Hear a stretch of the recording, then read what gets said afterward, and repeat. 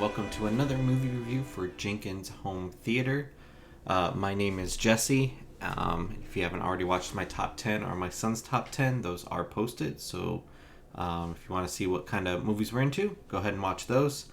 I did create this channel to talk about movies, so that is a lot of what we'll be doing here.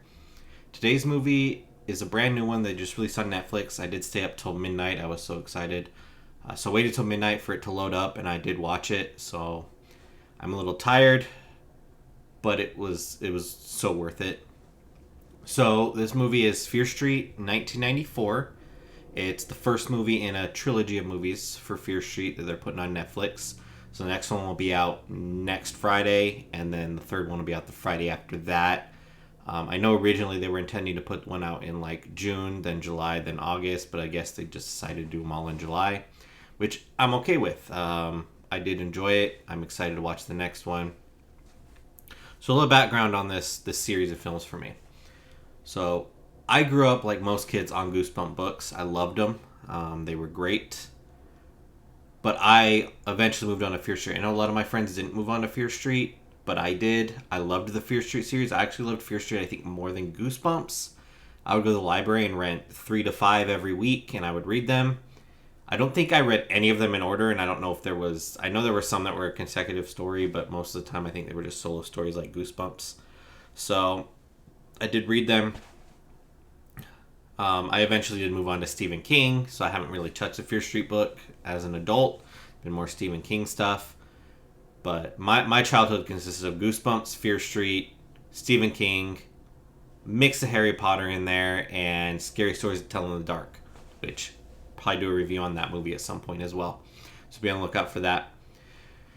So, because of my background on this, and because I loved Fear Street, I was super excited to find out they were making movies, and that they were coming to Netflix. It always seems like Goosebumps is what's talked about for R.L. Stine, and yeah, that was bread and butter.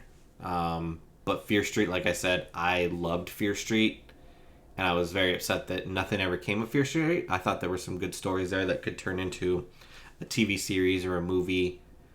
And while this movie doesn't really adapt any of the stories from the books, it has that R.L. Stine Fear Street feel to it, which I'm completely okay with.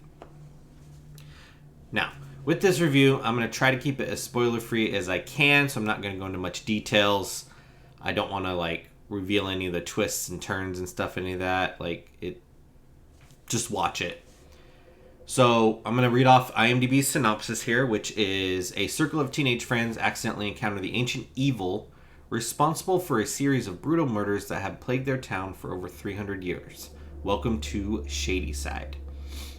Pretty simplistic synopsis, but tells you what the movie's about, which works for me. Doesn't reveal any secrets, anything like that.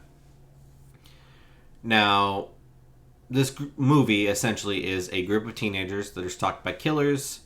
You find out that the people believe their town is cursed because of all the killings that have happened over the years. So, I can't really give more than that without spoiling the movie, so just go watch it.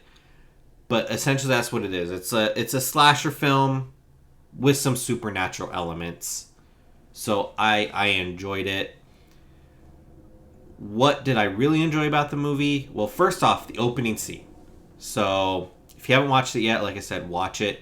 The opening scene is very Scream-esque to me. It reminded me very much of the first Scream movie, which, if you watched my top 10 video, you know that's in my top 10. So, automatically, this movie was already nailing it for me. So, it definitely has that 90s vibe to it. 90s slasher vibe. Like Urban Legend, Scream. It has that feel to it. It has 90s music scattered throughout, which I am happy about all of that. I grew up on 90s movies and 90s music, so it was perfect for me.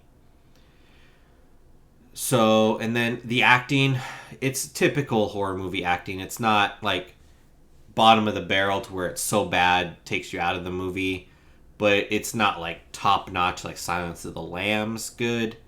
It's just right there in the middle. Your typical slasher acting where it's good enough to keep the movie or the story going, and not for you to laugh at how bad they're acting. So I'm super excited to see the rest of this trilogy. The next one, which they give you a little trailer for at the end of the first one, is set in a summer camp, it looks like, which makes me think it's going to have very like Friday the 13th style vibes, which I'm super excited about because I love the Friday the 13th series. Jason Voorhees is awesome. So, and then originally what I heard about this series was that while they all take place in like Shady Side, they weren't really going to be a continuous story. But it definitely looks from the trailer that it is definitely a linked story, and they're going back in time to kind of like discover more of the curse and stuff like that. So it definitely looks exciting. Looks like it should all be linked together very nicely. Now, it is rated R. I didn't like. There is some gory stuff in there, and there's a little bit of language in there, but I thought it was pretty tame for a rated R film, especially for a slasher film. So, I mean, it's up to you whether you want your kid to watch it or not, but if you're okay with them watching things like Urban Legend and Scream, this is probably an okay movie. So, if you're into 90s slasher films like Scream or Urban Legend, or if you just like a good slasher film in general, or even if you're just a big fan of R.L. Stine, I definitely would recommend this movie. I'm giving it a 7 out of 10. We'll probably be adding it to my watch list for Halloween time. I did enjoy it that much. So hopefully the rest of the trilogy is just as good, and I can add the entire trilogy to my Halloween set. So I want to thank you for watching this review, making it all the way here to the end. If you can please like and comment down below. Just keep it spoiler free, please. And if you haven't hit that subscribe button yet, make sure you hit that. Turn on the notifications. That way when we post a new video, you know about it and you can be one of the first to watch it and one of the first to comment. And we will catch you next time in Jenkins Home Theater.